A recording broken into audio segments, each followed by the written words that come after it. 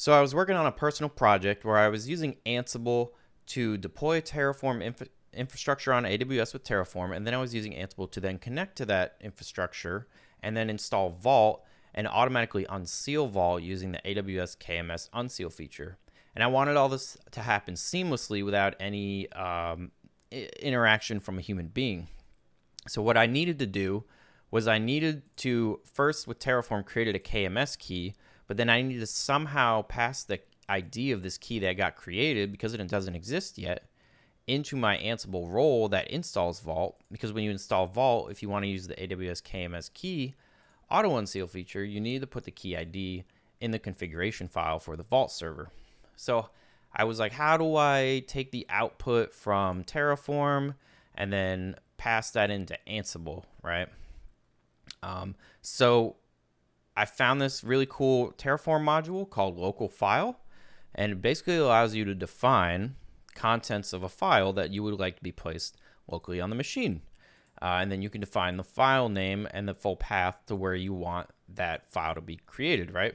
So normally in Ansible, I would have a variable file in the role, right? So the install Vault role has a variable file, and all the variables for this role are going to be pulled from this file.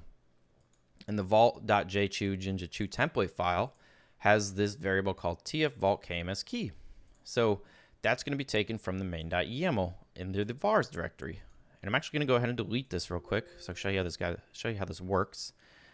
So vars directory empty. But when I run the first role, deploy infrastructure, Terraform is going to use this local file module to create a local file, which is a copy of my main.yaml. So instead of storing it in vars, I create it with Terraform, which then creates it in vars, right? So here's all my normal variables for this role in Ansible, but then I have this additional variable that allows me to pull the ID of the KMS key that gets created. So vault-unseal.id gets created, vault-unseal, and that's going to be populated here when this file gets created under here, because that's where I've specified it. So real quick, if I run the deploy playbook first, you'll see that this vars directory is going to get populated upon the apply step of Terraform. And I'm probably going to skip over this and speed it up real quick.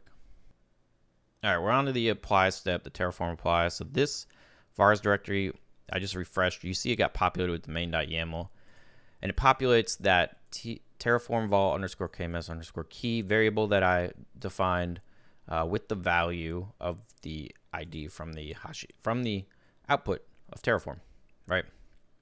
So now, when I go ahead and run the playbook to actually install Vault, it's gonna use that variable to populate that configuration file.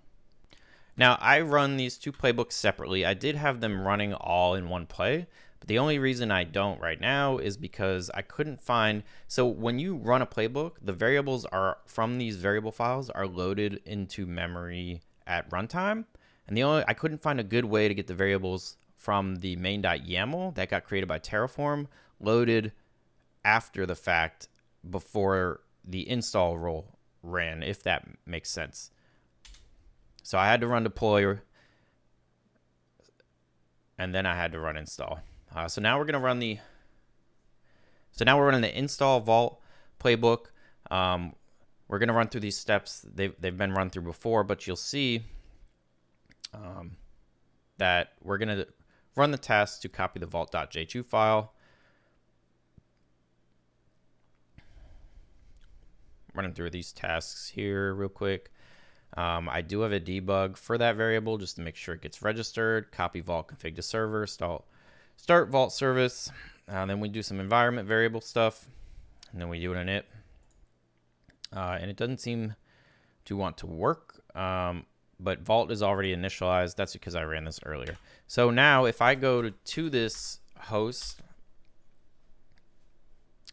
and I take a look at our vault configuration, we can see that it populated the KMS key ID here when it copied over this Jinja2 file. So yeah, Real nifty local file module in Terraform. It just lets you create a file locally on the system. You can define whatever content you want and wherever you want it to go and the name you want.